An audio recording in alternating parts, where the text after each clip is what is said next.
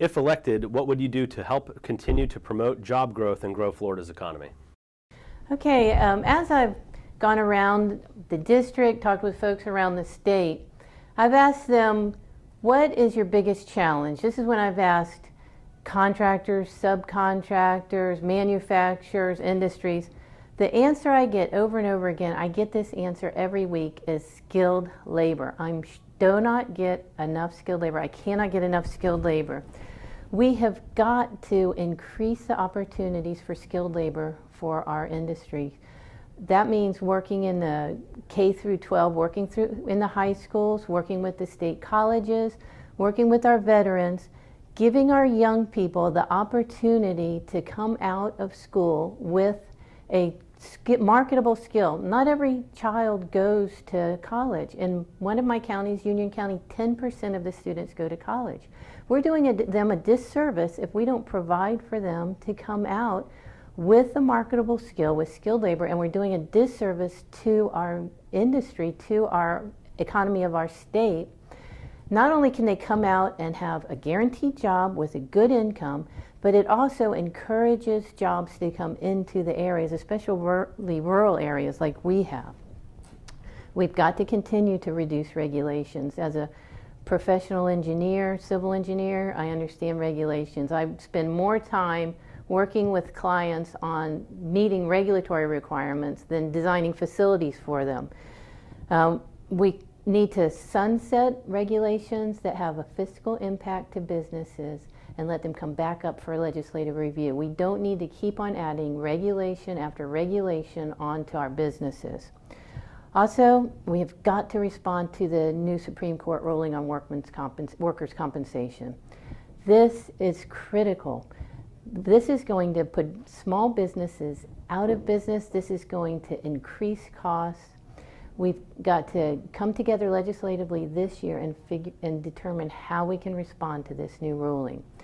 So how can we promote job growth?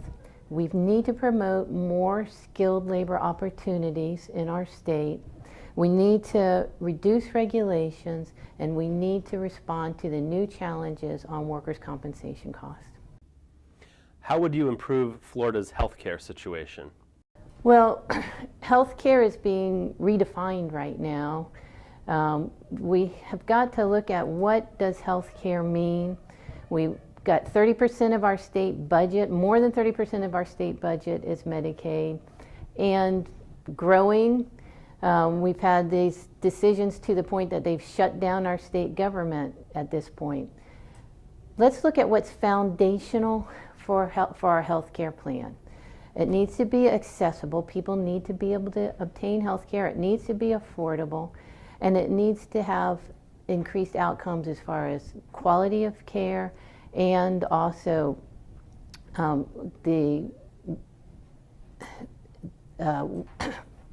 what can happen as far as transparency for the health care. We need to keep improving and refining our Medicaid Managed program. We've got a good start on our new health care model. By improving and refining that, we can keep that process going. And also, let's look at how can we provide more healthcare professionals. What can we do to improve residencies? We don't want our doctors getting trained here and moving out of state. We know that we have a shortage and an increasing shortage if we don't do something as far as our healthcare professionals. Let's continue to work with telemedicine. Let's continue to see what we can do for our rural areas. And then it's critical that we get our arms around lawsuit, abuse, and healthcare fraud. It's terrible for us to be 44th out of 50th states on legislative climate, and it affects whether or not doctors come into our state, how doctors practice, and I even know doctors that it's affected how soon they retire. This is quite a challenge. It's swimming against some tides, but we can't afford to be in the bottom 10% of the states in our legislative climate and increase our health care costs because of that. So we need to look at what is our Medicaid managed care system, how can we improve it, how can we keep on refining our overall healthcare program, listen to our healthcare providers. They have ideas, they have innovations, they've already been putting them into place. Let's support them in that. And how can we work against lawsuit abuse and healthcare fraud? What challenges do you see in Florida's K-12 education system? And if elected, what would you do to address those challenges? Well, I touched on that a little bit as far as job growth. Education and economic development are very intertwined. You need good education to have successful economic development. And along with that, the key situation for us is providing for skilled labor, providing for students to be able to be trained in fields that they don't necessarily have to go into college for, but they come out making a good pay, a good career. That means partnering up with businesses and industries. We're doing that already successfully in some areas in Northeast Florida. We have VistaCon working together with our schools and going in and working with the curriculum of students while they're in high school, having them do internships, and they come out ready to work for the company and get a good paying job. We have the ACE Mentor program, which is a program that our daughter has chaired before, where we have engineers, contractors, professionals going into the high school and working together with the students every week, finding practical solutions to problems that they work with to help them to see how exciting it can be. We have a construction fair where students come out. It's so exciting in Northeast Florida here. Students come out and they get to see what they can do in the construction industry, use the construction equipment.